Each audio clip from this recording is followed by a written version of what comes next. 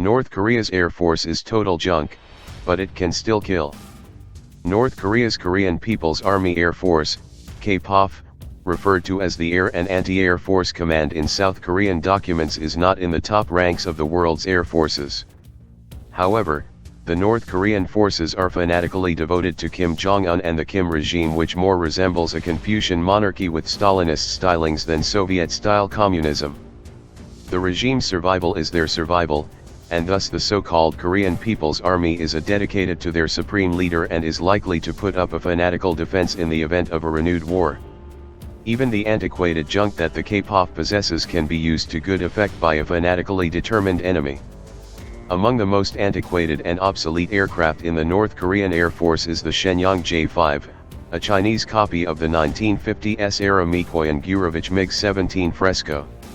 North Korea is thought to possess roughly 106 of the antiquated fighters. Another antique fighter in the North Korean inventory is the Shenyang J-6, a Chinese derivative of the Mikoyan-Gurevich MiG-19 Farmer. The North Koreans have roughly 97 of the obsolete supersonic fighters. Both the J-5 and the J-6 are hopelessly obsolete, and if anything, during regular combat operations would simply be missile sponges for American and South Korean fighters and surface-to-air missile batteries. In fact, that is perhaps not a bad mission for these aircraft. Surface-to-air missiles and weapons such as the AIM-120 AMRAAM are expensive and inventories are relatively limited. Shooting them down would soak up vital inventories of interceptor missiles. If, for example, if war were to break out and a North Korean J-5 were to cross into South Korean airspace in an attempt to attack a ground target, Allied force would shoot it down. But even a single Patriot PAC-3 missile costs more than $3 million. Moreover, interceptor missiles are usually salvoed in pairs during an operational launch. Thus, while the North Korea loses an antique J-5, the United States would have expended $6 million and used up a portion of its missile inventory that might have been better utilized to defend against a more important threat such as a ballistic missile. Even an air-to-air missile shot using an AMRAAM would cost well over $1 million, especially if it was a late-model AIM-120D. However, in the event of a war, the United States and South Korea couldn't simply avoid engaging such an aerial target, especially if it was a civilian installation or some sort vital military asset.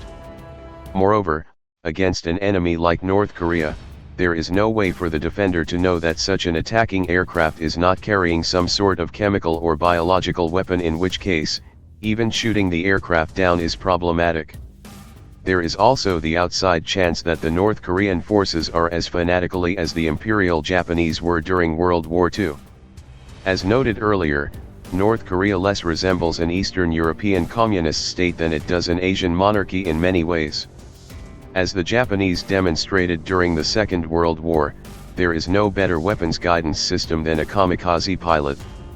Indeed, while J-5 and J-6 are basically useless as fighters, they would be great cruise missiles loaded up with bombs on a one-way trip. If even only a few got through to their targets, it might be worth it for a regime that knows that it is about to be destroyed.